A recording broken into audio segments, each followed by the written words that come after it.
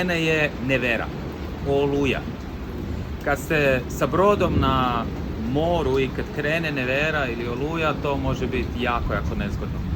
Kad ste sa kompanijom, isto tako, i krene nevera, a nevera može biti bilo šta, može biti ovaj COVID koji se pojavio, ili može biti neka drama sa kupcem, ili pogreška u proizvodnji, ili šta god, dođe nevera. Ono što će kompaniju spasiti ili brod u tom trenutku je koliko članovi posade ili članovi tima u kompaniji znaju ko šta u tom trenutku treba raditi.